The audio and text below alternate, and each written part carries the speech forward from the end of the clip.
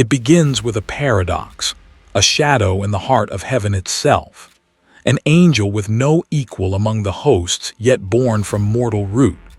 They say Metatron is the scribe of secrets, the one who sits beside the throne, luminous as fire and as silent as a closing gate. But he was not always. In the scrolls that slipped between the cracks of time, you will find his name inscribed among those forbidden to speak aloud.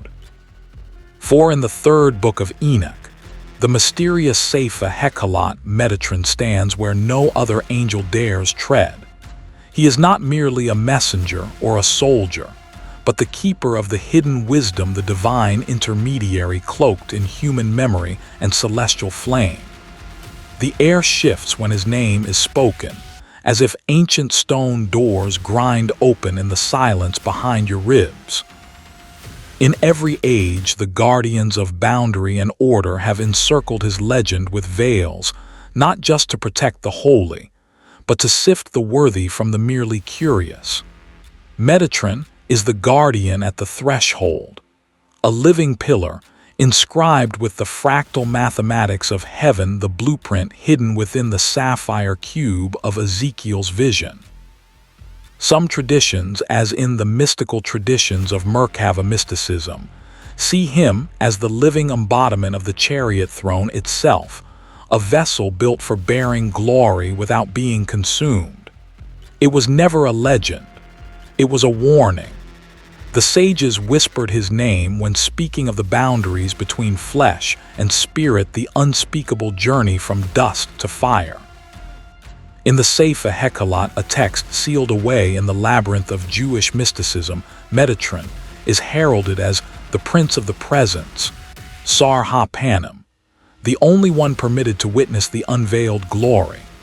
He is the link between Enoch, the ancient patriarch, who walked with God, and the farthest throne of divinity.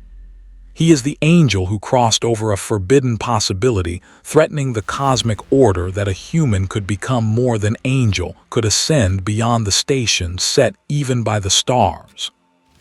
But listen, beneath the ink, beneath the chanting, beneath the burning vision, there remains a trace of disruption.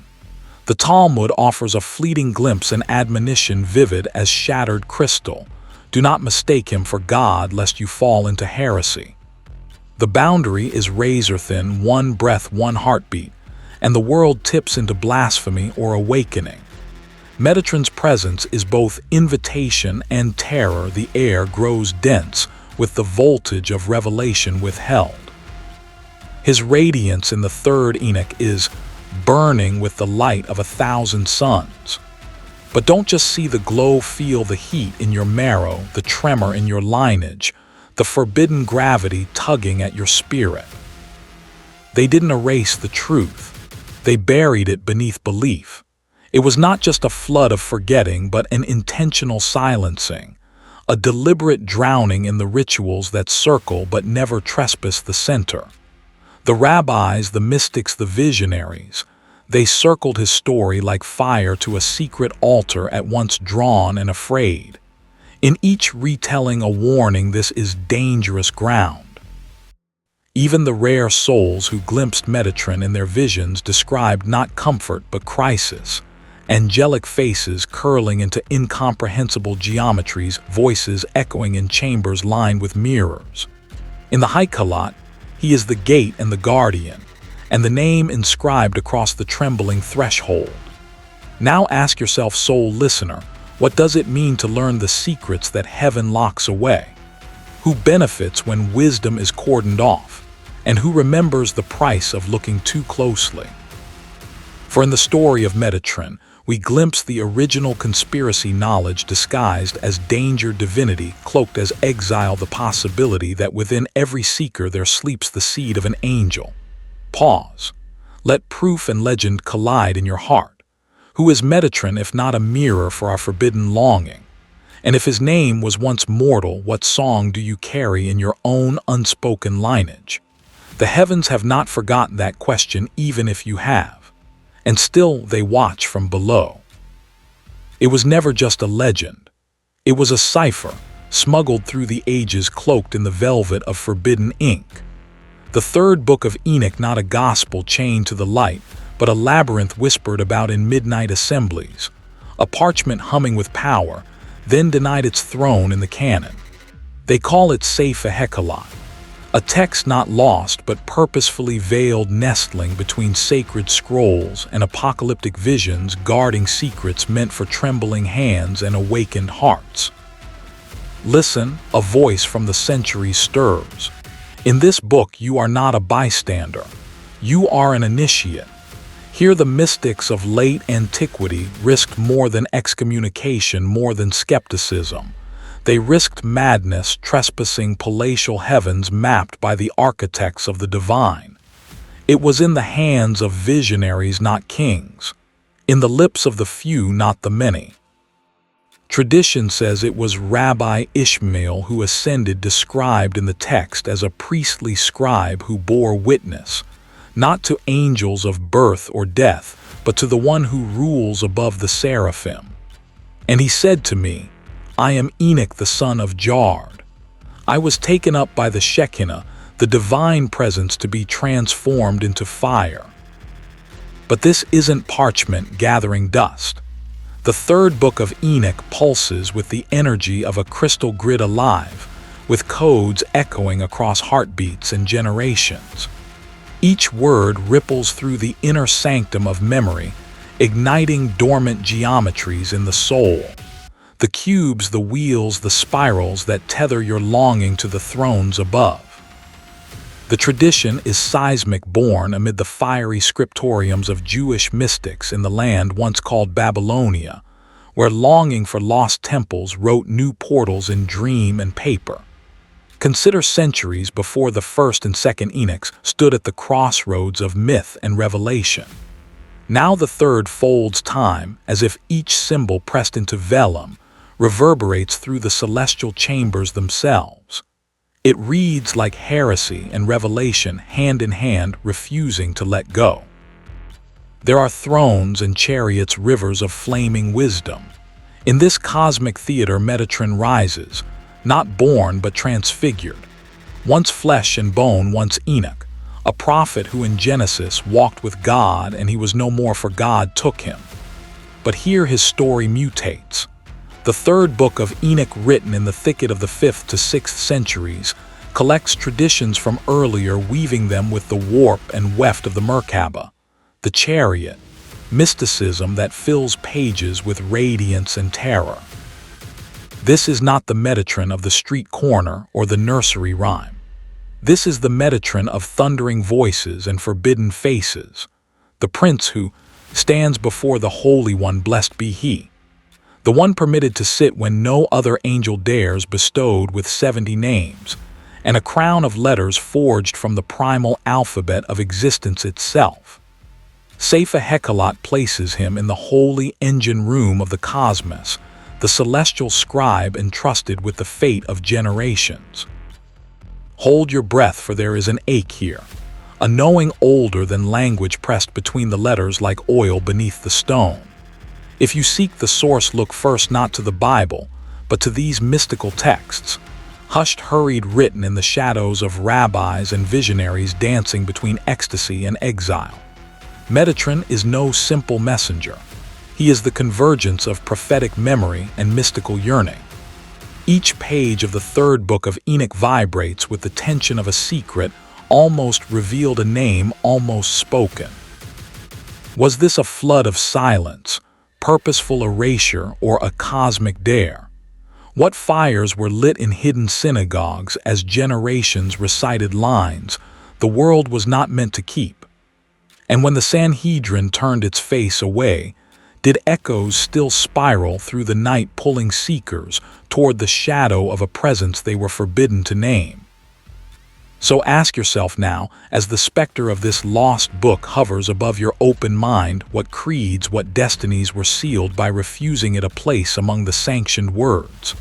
What flames flickered in the dark while the world looked away?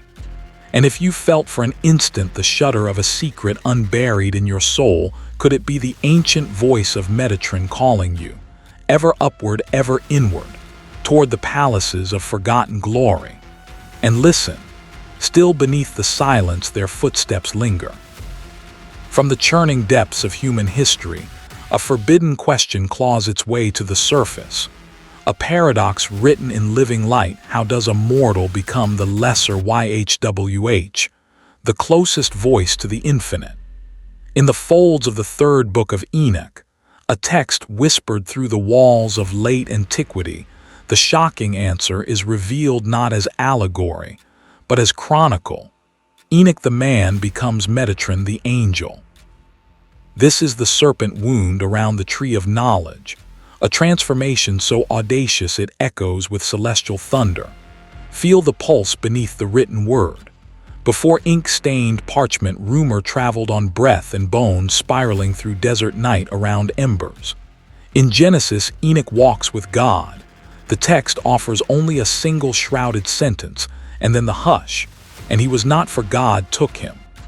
Like a memory drowned under the flood, the details are submerged, absent, vibrating with absence. Yet listen, silence is pregnant with meaning.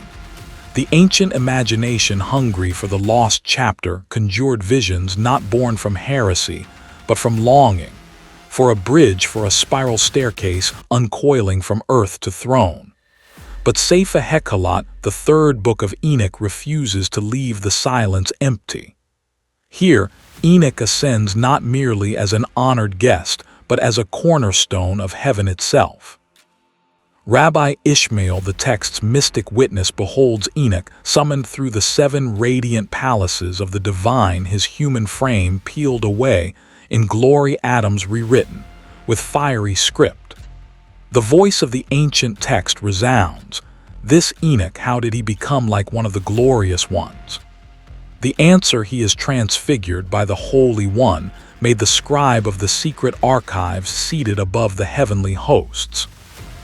Beneath the surface the codices quiver. Each syllable shimmers with intention, each transformation is alignment. Celestial geometry, human memory reconfigured into sacred pattern. In the Babylonian Talmud, hints flicker: the youth, who mysteriously stands before the throne veiled in a storm of luminescent eyes, one for every day in the solar year. Scholar Gershom Scholem, excavator of Kabbalistic depths, traced this metamorphosis to the apocalyptic ferment of late Jewish mysticism, as visions and prayers turned to spiritual maps, as humans strove to step into the courts of glory. The legend of angelic Enoch pulses through the Talmud, where sages mutter of the youth, Nar, who stands before the throne, his face wreathed with 365 eyes of wisdom. But only in the third Book of Enoch, where every line bears the heat of secrecy, does his coronation erupt in full. I made for him a throne opposite my throne. I called him the Lesser YHWH, in the presence of all my household, in the height like the ministering angels. Still, myth moves deeper than doctrine.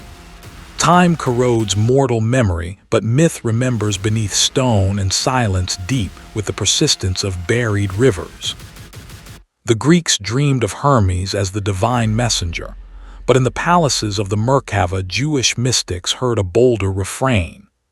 Enoch's flesh becomes flame, human frailty, transformed into angelic permanence, because the story demanded, needed, a bridge.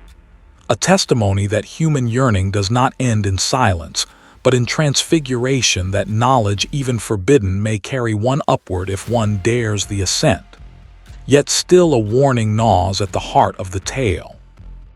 Some rabbis recoiled, whispering of heresy, of lines crossed and names stolen.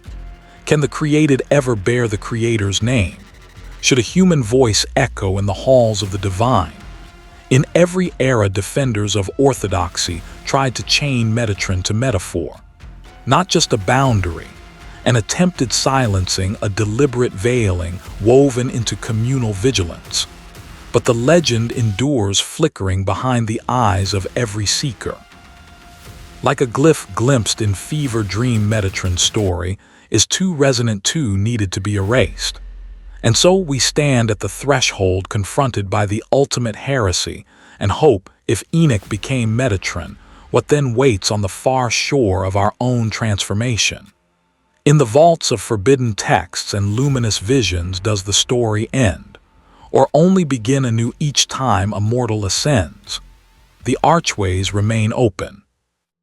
And still in the hush beyond doctrine, they watch, waiting for the next step, the next question, the next one who dares to cross. Once sacred doors were sealed for a reason. The palaces above, those shimmering worlds called Hekhalot, were not meant for mortal vision. The air itself pulsed with a warning veils woven from unspoken syllables.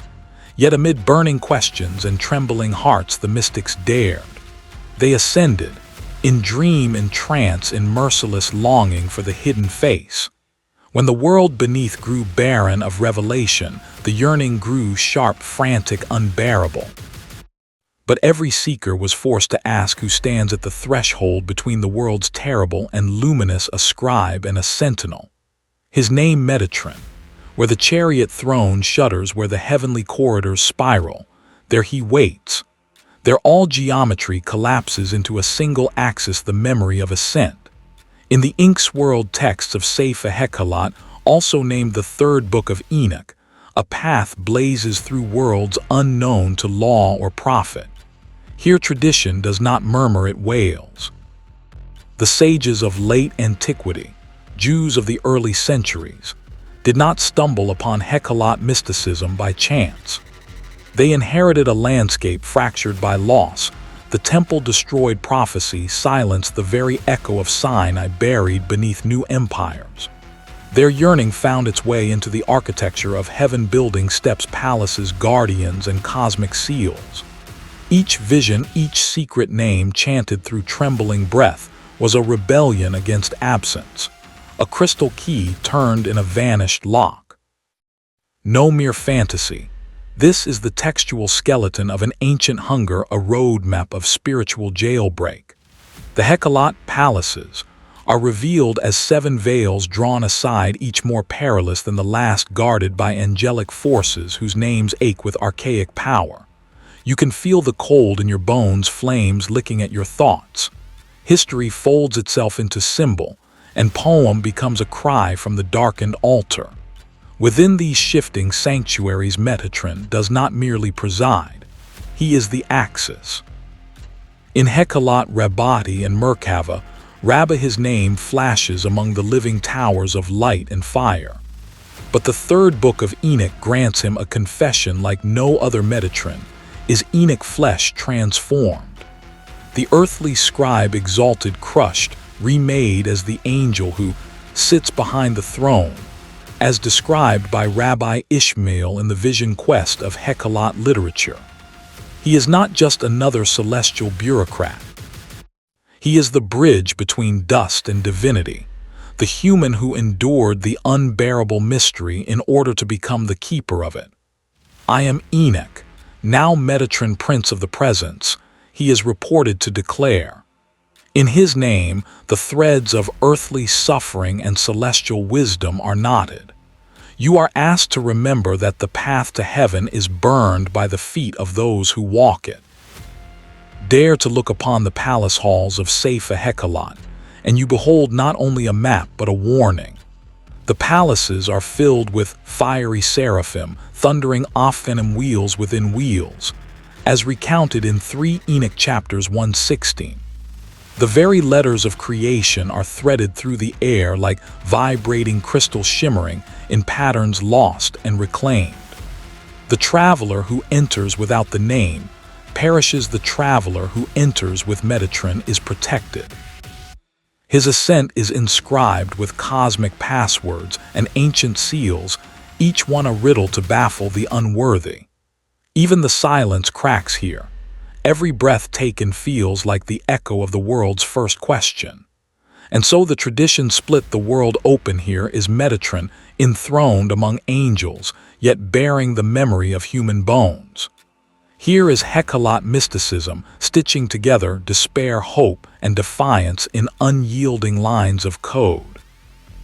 Rabbinic sages whispered that even the highest priests would not utter Metatron's name lightly. Some texts claim he alone is given permission to sit in the presence of God, a privilege denied to all other angels. He becomes the unmoving pillar in the shifting galaxy, the silent judge before whom even light must bow.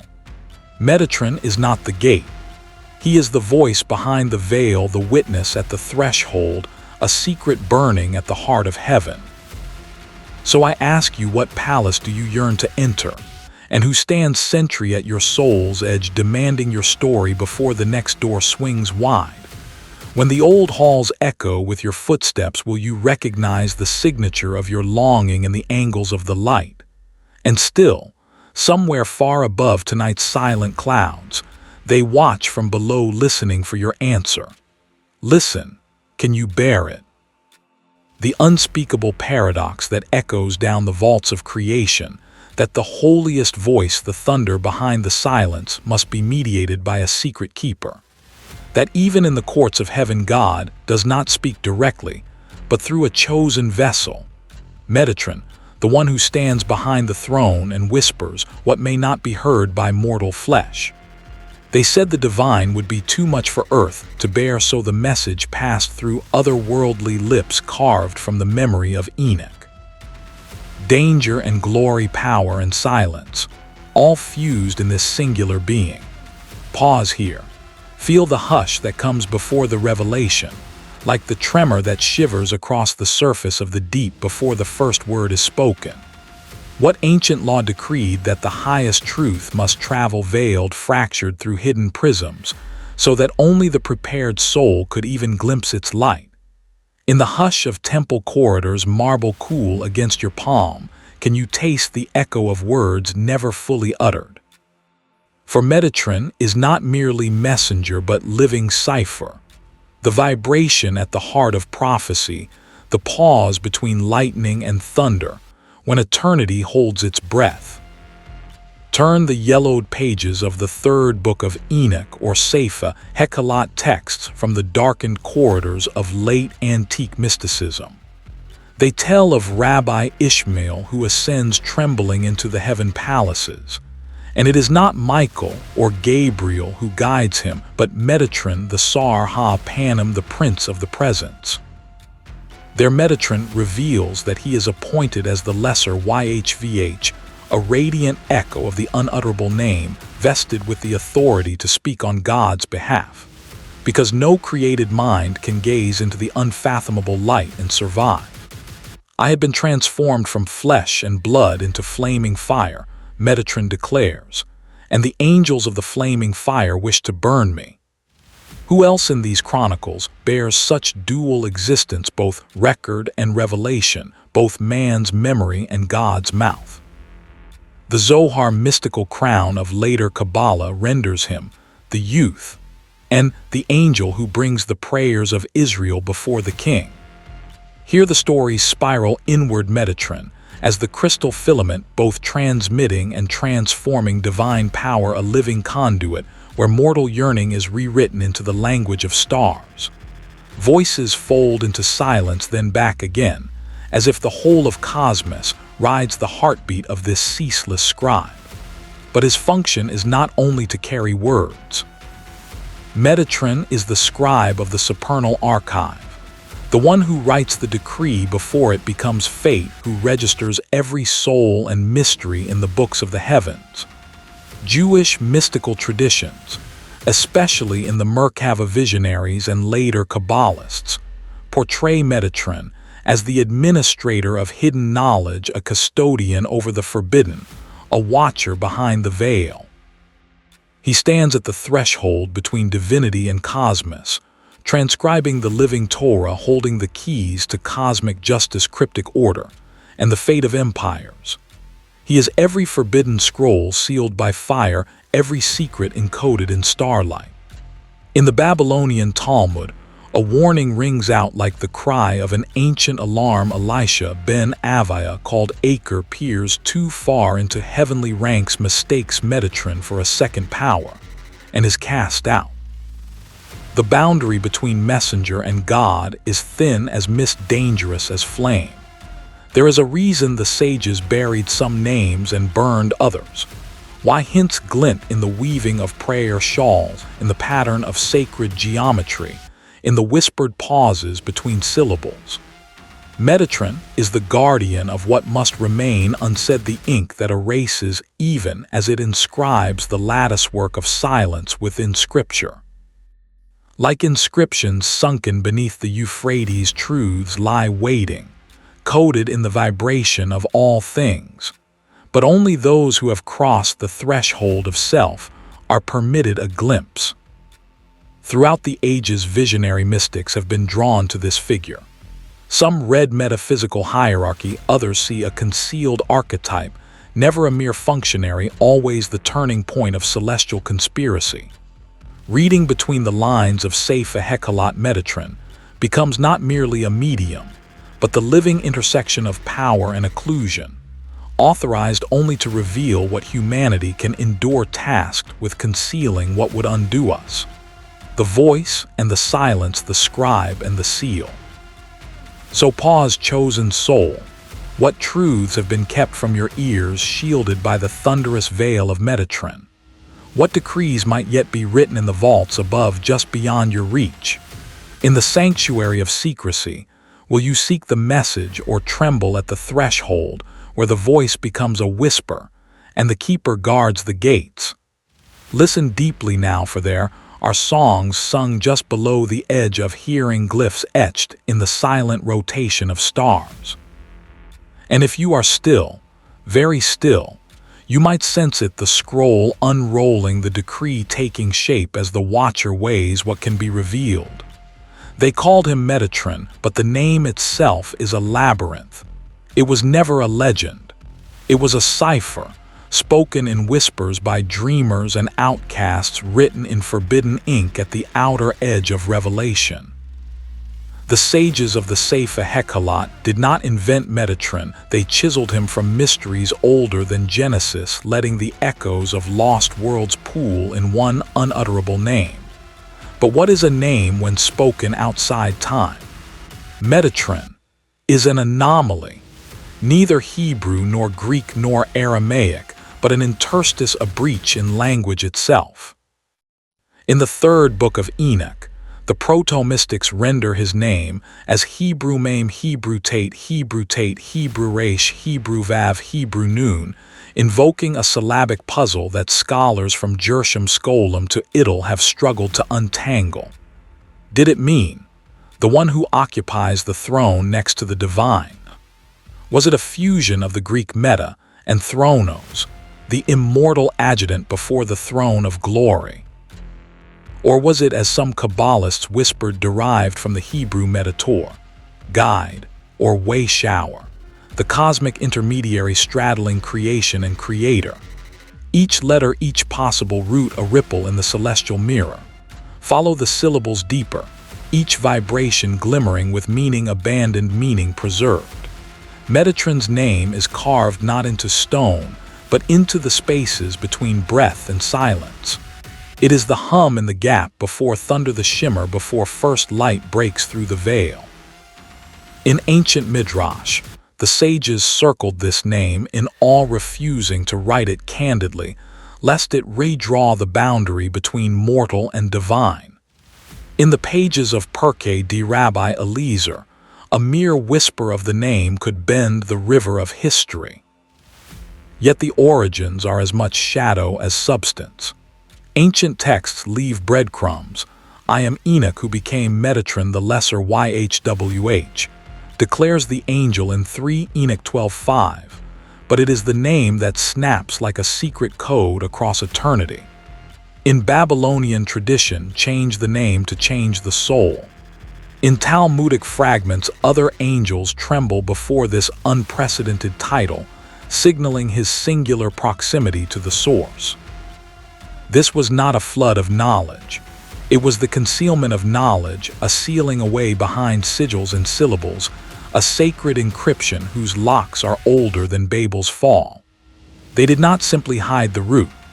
They wrapped it in ritual smoke, in the arching geometry of ancient temples, in the smokeless fire that stoked the inside of prophets' bones.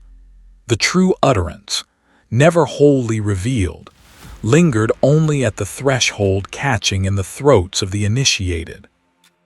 Some have seen the diagrams of Metatron's cube as this process traced in light, the name not founded in language, but mapped in interlocking forms, patterns that underlie reality itself. The name becomes function, and function becomes icon. In the palatial visions of Hekhalot literature, Metatron's appellation is invoked as a key, unlocking halls of fire and mystery, traversing strata of the unseen. Later generations would taste this secret and find it bittersweet. In the Zohar, Metatron is the link between the Sephirotic tree and the ineffable. For rabbinic mystics, his name saturates the air like ozone before lightning, too potent to wield without trembling. But every decoding breeds deeper paradox. If knowing a name brings power, what does it cost to speak the unspeakable? Is Metatron's title an open invitation or a veiled warning? They didn't erase the truth. They buried it beneath belief, letter by letter, labyrinth by labyrinth. And now, as you hear it, as you breathe it in, does it awaken memory or ignite something more forbidden, more divine? You arrive at the threshold. The echo is in you now. In the trembling pause between name and silence, do you feel the pulse of ancient blueprints, the geometry beneath your thoughts? Metatron, the unresolvable question, the cipher inside your own remembering. And still, they watch from below.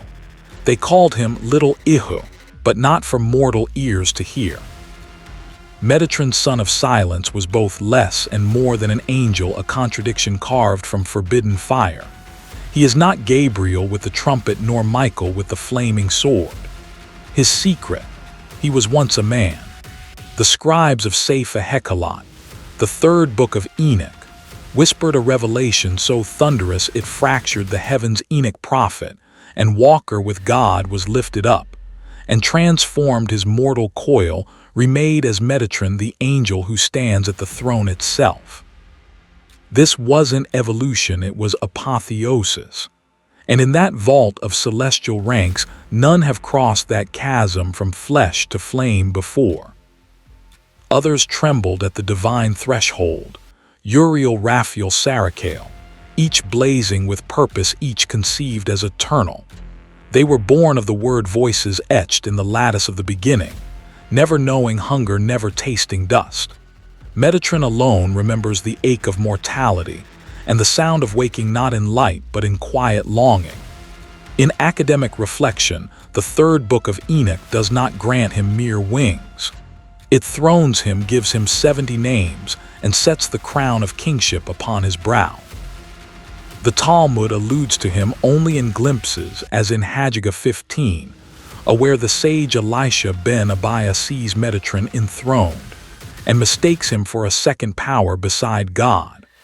Such was the scandal of his station. Too exalted, too human, a paradox that gnawed at the roots of monotheism itself. Hear the silence that falls when his name is spoken among angels, a silence thick as honey and old as lost temples. Metatron walks the crystal corridors beyond the seventh heaven, his footfalls leaving echoes in gridlines of sacred geometry, resonating with the memory of laws unspoken. Where Gabriel announces and Michael wars, Metatron weaves, threading together worlds with ink that cannot fade and voice that shakes the foundations of celestial architecture. His authority was never just bestowed, it disturbed the order. Legends in the Zohar describe the angels contending their protest, rising like storm winds faced with this crowned paradox, a bridge where none should be, a boundary that should not exist. Consider how he stands apart from the angelic hosts. Not a messenger only, but the scribe of heaven, not just a recorder, but the very voice, the Sar Ha-Panim, prince of the divine presence. In Kabbalistic thought, Metatron has been interpreted as the demiurge of creation, the channel through which Shekinah, the divine feminine, descends into the world. The Zohar dares to name him the bridge, the boundary, not God but closer than any seraph or cherub dared to gaze. His authority was dangerous. Legends tell how even the angels, those fiery wheels and storm-bound hosts, protested when Metatron appeared in their midst, a reminder of frailty crowned in glory. Only he is permitted to enter behind the curtain to sit, and to wield the pen that judges the souls. While Michael guards, while Gabriel announces, Metatron writes the written word, the unerasable verdict. He is the one who remembers. Every decree he scripts is woven with trembling, each letter forged from longing and loss, a living record of the exile all beings know. The Sefer Hekhalot, a book of ancient mysticism, hints at a constellation of secret keepers, but only Metatron is entrusted with the totality of heavenly secrets, the one who witnessed both creation and exile, ascent and awe. So ask yourself, what does it mean that the greatest power in heaven is seated in dust? That the story makers, the record keepers, those who write the names, are those who remember longing and loss. Every other angel is born of mystery, but Metatron is born of memory. His torment, his triumph is your own. They say even now at the farthest threshold, his pen trembles above the script of your life, pausing, listening for the echo of your forgotten name. If Metatron stands apart as the angel who remembers being human, what does that make him to us and us to the divine? Or is the real secret that in every fallen moment the possibility of enthronement still waits hidden in the script of your life? And still, they watch from below. It was never just a ladder, never just a dream in the star-flecked void. It was a blueprint burnt into the closed eyes of mystics, an encrypted map inscribed with fractal fire. And now we ask, what do the heavens write when they trace their truths against the blackboard of creation? Metatron holds the pen. Pause. Listen. The celestial vault above is no scatter of chance but a codex. Each star a rune, each constellation a whisper of forbidden continuity. The chariot wheels in Ezekiel's vision spun with living eyes, and in their turning they bore a message. Form is not random. Light itself is a symbol bent by divine intention. Close your eyes. Feel that hush before revelation. The old silence threading through the halls of lost temples, dust rising in shafts of morning gold. In ancient song they whispered of the heavenly man, the Adam Cadman whose very bones became vectors of light. It is a pattern encoded in your own pulse, a silent architecture echoing the primal rhythm concealed, but ever present like a melody humming within the marrow. Rabbi Ishmael, deep within the third Book of Enoch, Sefer Hekhalot, heard the name Metatron ring out amid the chambers of the palaces. He beheld him as the scribe who stands before the throne, the knower of secrets, a guardian of heavenly order. Their Metatron is not haloed in static light, but in geometries so fierce, so intricate that sages dared not gaze too long. In Sefer Hekhalot, the heavenly palaces are mapped as 7 interlocking spheres. Some interpreters see this as the tree of life's secret anatomy, but at the heart of the labyrinth lies Metatron, the one who measures and mediates the divine energy flowing from Keter, the crown. Recall, sacred geometry is not a modern invention. The ancient temple, as recounted in the Mishnah, was itself a shadow, a crystalline grid of intention, each measurement echoing celestial alignment. The golden ratio, the pattern of the menorah, branches the shimmer of 12 stones in the high priest's breastplate. All are echoes, all are keys flung from the divine architect's hand. Some have traced the shimmering trail of divine light and found patterns they call the Metatron's cube, a symbol seen in later Kabbalistic tradition. 13 interlocking circles, 6 lines radiating from a center. It is not spelled out in Enoch's text, yet echoes of its structure haunt the mystical imagination, reflecting the angel's role as cosmic architect. Is it coincidence that the same geometry emerges in the tessellated patterns of Jewish mysticism and medieval esoterica? Or is this the old language of light burned into the soul of symbols wherever humans remember? In the Zohar, a work born centuries after Sefer Hekhalot, the righteous are described as shining with the radiance of the Shekinah, but none more than Metatron, who envelops the faithful in divine brilliance. He is the prism through which the indiscernible becomes seen. Light as code, light as covenant, light as the secret scaffold of reality visible only when the veils part. And yet the memory of that light has been silence submerged, like the records of Atlantis drowned beneath ancestral tides.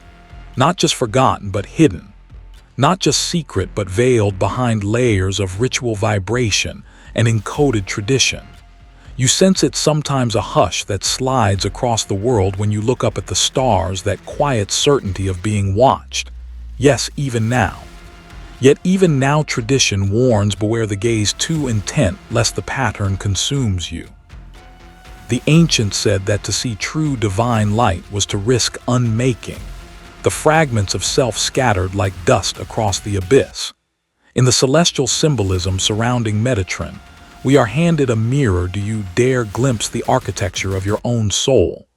Or do you flinch afraid to become lost in the infinite recursion of divine patterns? Ask yourself, if Metatron draws the lines that shape the heavens, what shapes have been carved inside you? And what sacred geometry have you forgotten to see? The question spins unresolved, like the wheels of Ezekiel's vision, never explainable, only experienced. Are you ready to step inside the pattern, or will you close your eyes and let the light pass by, untouched, unread, unbroken? And still, the stars whisper and the silence stirs. The pattern waits, a door unopened, a cipher pulsing behind reality's veil. And somewhere behind it all, Metatron watches, pen in hand, waiting for you to remember. Beneath the surface of temple stones and the static of forgotten prayers, there thrums a name they swore you'd never say aloud: Metatron. The forbidden angel, the bridge carved from flesh, mortal Enoch transfigured into divine fire above even the cherubim's outcry. It's a truth at once more vast and more dangerous than doctrine can tolerate, that the essence of Metatron still ripples across the rituals of every esoteric tradition daring to trace his light. You can feel him in the tremor before prayer, in the hush behind ancient veils, in the coded glimmer of sacred alphabets uncoiling across dim-lit parchment. The Hasidic tales whispered in candle-lit rooms, the Kabbalistic diagrams inked in trembling hands. The voice that lingers in abandoned sanctuaries, dust gilding the unspoken question: did Enoch die, or did he ascend to rule the threshold itself? Each tradition presses its ear to the doorway, listening for an answer that vibrates just beneath human knowing. The earliest Jewish mysticism, anchored in the Sefer Hekhalot, said Metatron was the scribe of heaven, the Sar Ha-Panim, prince of the presence, who sits nearest to the throne, writing what cannot be spoken. Not creator, not creation, but the hinge of both.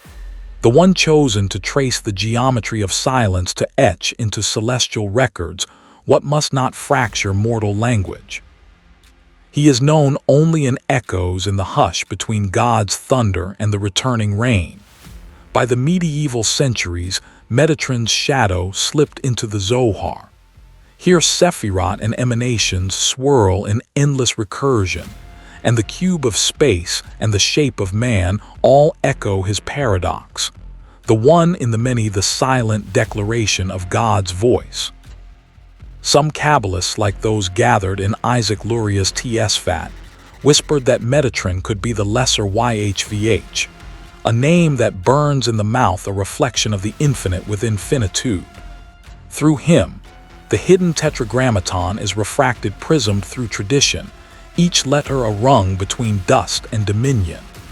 Gershom Scholem, the modern chronicler of these dangerous dreams, marked Metatron as the angel who bridges prophecy and apocalyptic vision, a living junction where myth bleeds into destiny. Modern esoteric traditions, whether tracing Rosicrucian lines or weaving New Age networks gravitate to Metatron as the initiator, the guardian of secret language, the master of hidden geometry. Tarot decks, crystal grids, channels, and guides, all magnetized by the ancient spectacle of transformation.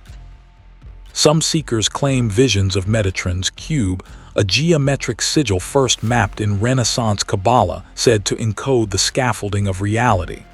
A lattice of sacred structure, a memory of paradise before the fall of separation. But even now, scholars of mysticism like Moshe Idel remind us, these patterns are not inventions, but awakenings, reverberations from the echo chamber of memory and myth. Each lineage is not merely borrowing, but remembering. The true Metatron is not a trend, not a name to be summoned for power. He is the living archive of every question humanity has asked about climbing the ladder between dust and divinity. Yet beneath every invocation, a deeper note, the sense that these stories were nearly drowned. Not just a flood, an intentional silencing, a burial beneath layers of doctrine, fear, and forgetting. And still, the pulse continues humming under the surface, calling those attuned to listen. The forbidden, the erased, the barely remembered trace Metatron endures in the margins, in the negative space between written lines, in the crystalline silence before dawn. And so the story circles back, returns like a comet sweeping the dark. Why across centuries and continents do the hidden and the hungry still seek this angel's name?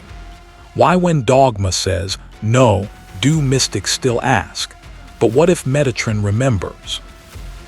In each era, across every suppressed timeline, we are drawn and repulsed by the same forbidden truth. There may be a scribe who records what the heavens would rather forget. There may be an archive so complete, so luminous, that even the void cannot erase it. The only question, do you dare remember him? And if you listen in the stillness beneath your own breath, does he whisper back? It was never a secret. It was a shimmering paradox, hidden in plain script, burning behind the veil. Metatron, the angel who speaks yet whose name rebukes inquiry, the scribe who knows yet whose wisdom recoils from mortal grasp. In the chill corridors of Sefer Hekhalot, the sages stared through a lattice of fire, and thunder glimpsing the transformation of Enoch, caught up, transfigured, renamed. They chronicled his ascent in the third book of Enoch. Rabbi Ishmael's testimony describes Metatron as the Lesser YHWH, a phrase so charged rabbinic silence threatened to extinguish it. And yet it persists, echoing in chambers of forbidden memory, daring us to stare at the edges of the throne. But the silence was not emptiness. It was pressure gathering potential. Beneath the forbidden words flowed an undercurrent, the secret music that pulses through all esoteric tradition.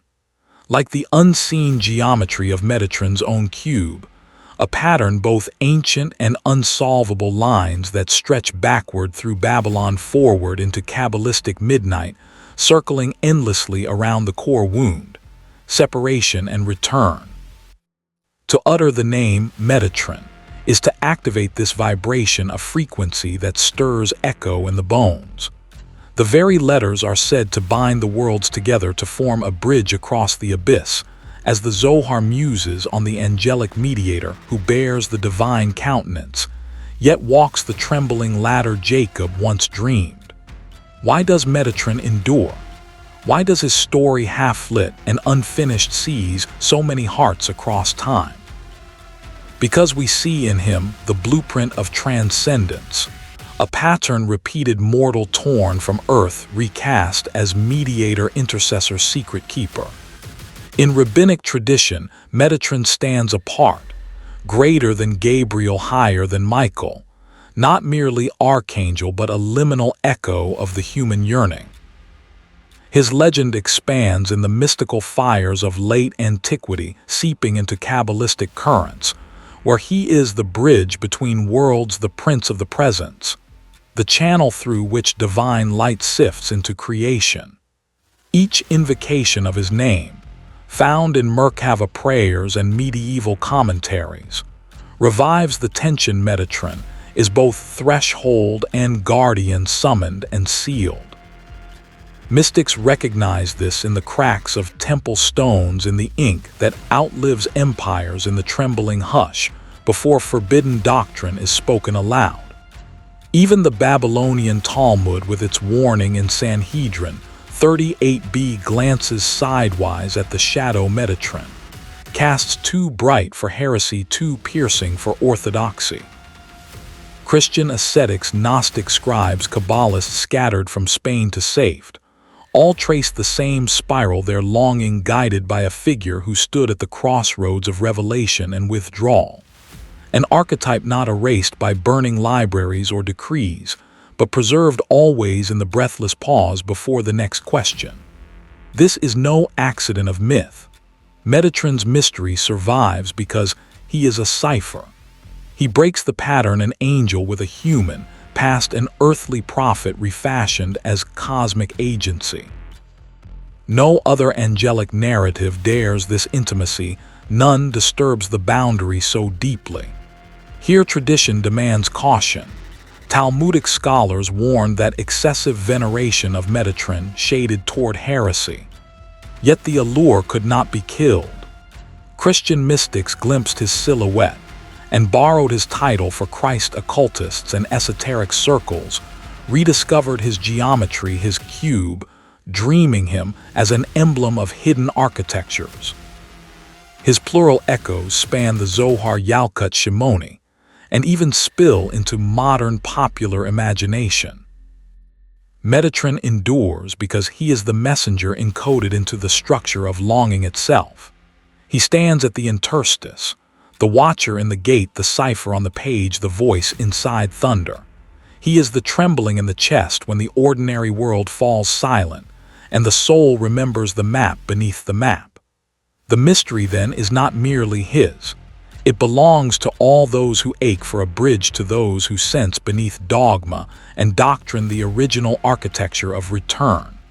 But what does this tell us truly? To seek Metatron is to chase a living contradiction, one who binds the highest glory to the lowest dust. He is the question that gnaws at certainty, the voice that sings from the rift between heaven and earth. His legacy pulses with unresolved promise, an invitation to peer past dogma, to touch the divine through our fractured humanity. And so I ask, what are we truly searching for in Metatron's name? Is it a miracle or a mirror? Are we decoding the angel's mystery, or are we in the end decoding the mystery in ourselves? The forbidden path remains open, but only for those willing to remember what tradition wanted to forget. And still, the signal flickers, buried in the scripture and the silence. And still, they watch from below.